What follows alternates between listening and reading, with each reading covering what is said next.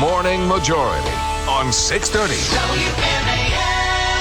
7:07 Morning Majority, Wednesday morning in Washington, D.C. Brian Neiman, Mary Catherine Ham for the Daily Caller in this morning. We've got Herman Cain, radio host, potential 2012 presidential candidate. Mr. Tea Party will join us. We'll talk to him 1 hour from now. Carolyn Glick will join us, senior columnist from the Jerusalem Post, in about a half hour from now. We'll get into things revolving the Middle East, Libya, Syria, maybe even Saudi Arabia. But right now, John Funk from the Wall Street Journal joins us. Morning, John. How are you? A pleasure. You know, I am just appalled that Donald Trump has actually decided that he wants to leave The Apprentice and become our fearless leader. I have to tell you, I'm from New York. I know Donald Trump. Right. This is a travesty. I mean, if Republicans knew that Donald Trump had been a registered Democrat until late 2009, if they knew that his last major campaign contribution was 3 months ago and it was $50,000 to Rahm Emanuel, Obama's chief of staff when he was running for mayor of Chicago, if they knew that the man literally, you could walk through his deepest consistency on issues and not get your ankles wet, if they knew those things, I don't think they'd give him the time of day. I was going to ask you about Donald Trump. So then you think that, you know, as soon as the veil is pulled off, Republicans and people who will vote, at least in the Tea Party, would say there's no way we can go with Donald Trump? It's pure name ID. I mean, once they know this guy is just a carnival barker, they'll wake up. Yeah. But do you think they will wake up? I mean, because he keeps rising in the polls.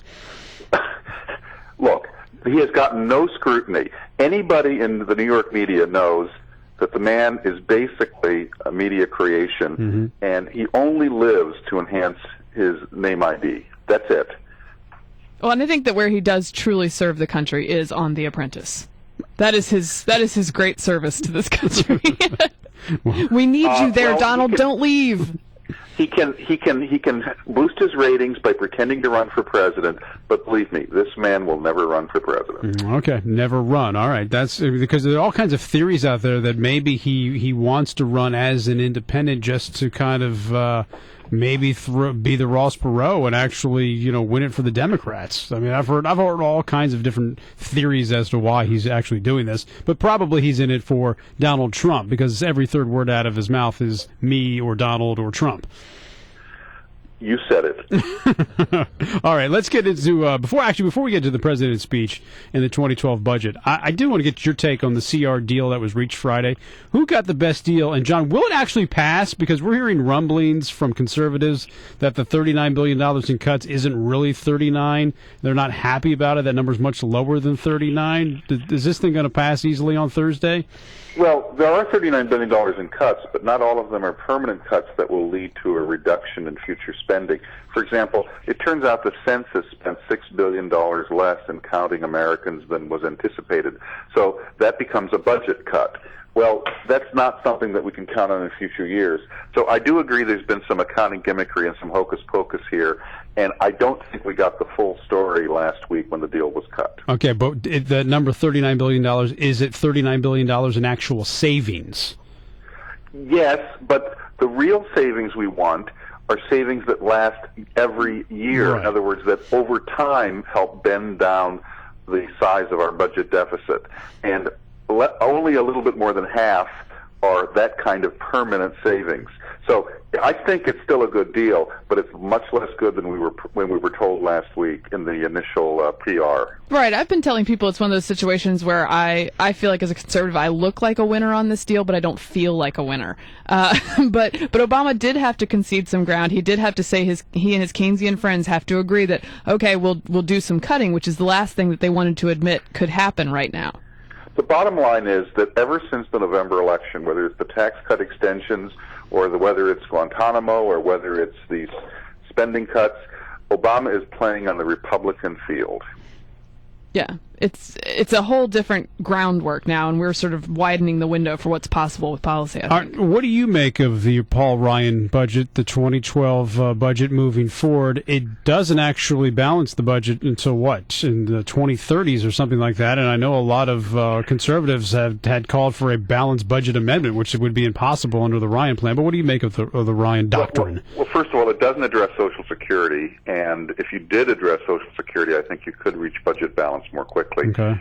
Secondly, we have so much debt cooked into the system already. I mean, first Bush and then Obama 3 times the debt in just his first 2 years. That it'll take us a lot to grind down this deficit. The bottom line is we need to show progress. In order to avoid a debt crisis like Greece or Ireland or Portugal, we have to show the world that we're making progress on this, that we're acting like adults. The Ryan budget does that. Now, I think the Ryan budget is the real fight, and I would tell my conservative friends on the debt ceiling vote that's coming up, don't ask for too much on the debt ceiling, because the real argument is going to be over the Ryan budget, which, by the way, I think every single Republican in the House will vote for at the end of this week, and that's a signal accomplishment. Here's what I think we can get on the debt limit vote. How about some procedures that make sure that we don't have this problem in the future? In the future, if we have a debt limit vote, let's stipulate that in the absence of a debt ceiling vote, all of our creditors get paid first, so we don't have to worry about defaulting and losing the credibility of our bond ratings. Which is what Toomey has proposed, I think, actually, in a bill form. Absolutely. And secondly, there's a bill by Devin Nunes, a congressman from California, that says every state and local government that issues municipal bonds and gets federal tax deductibility for that should have to honestly report, using generally accepted accounting practices, its liabilities and how much they're putting in hock their local taxpayers. I think that's a reform that would have prevented a lot of the disasters that we're seeing in Illinois and California and all of that, where they basically hide the pension obligations until it's too late and the state is near bankruptcy. We had Larry Kudlow on yesterday, and he said the same thing about the debt ceiling. You can't mess around with it too much, because it really could throw the economy into essentially a tornado and nobody knows where it's going to go. But having said that, Mitch McConnell yesterday said that we'll probably get around to it sometime between Memorial Day and the 4th of July. What is that? Is that a positive message to send to the markets? Well, look, I think the markets realize that I don't think the Republicans are going to take things to the brink. There's one other thing, Brian, that I think we can do attached to the debt limit that Obama will have to sign. When Obama was senator, he had one great example of his bipartisanship. He teamed up with Senator Tom Coburn of Oklahoma for a Coburn-Obama government transparency bill, where everything the government does is put up on a website. You don't have to go hunt for it or write away for it. The only thing with Obama's name on it that I've ever enjoyed. Yeah. Exactly. Well, you know what? As soon as Obama started running for president, he dropped the Obama-Coburn transparency bill. It's still not law. Harry Reid hasn't held hearings on it. I think it would be the ultimate in satisfaction to say to Obama, you want a debt limit vote? How about let's pass the Obama-Coburn transparency bill that you've completely forgotten and ignored while you were president? Well, I wanted to ask you a little bit, speaking of the states and their issues and the municipal bonds and all that. Wisconsin, of course, has been the home of much rancor lately, and I wanted a little update from you about the vote there on the Supreme Court justice, which was supposed to be this tell-all about how people were feeling about unions and about Walker. Turns out the Republican won. There was some uncounted votes in Waukesha County, gave him the win.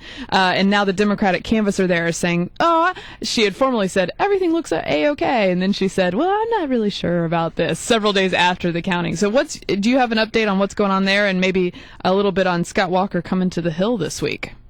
He's coming on Thursday to testify before Congressman Darrell Iss's committee on state budgets. The Wisconsin Supreme Court race is basically over. A lead of 7,000 votes has never been overturned in that state's history. The most that has ever been overturned in a recount have been about 500 votes. So that's over with. However, this is a wake-up call for the rest of the country, because this county clerk committed such an incredible blunder.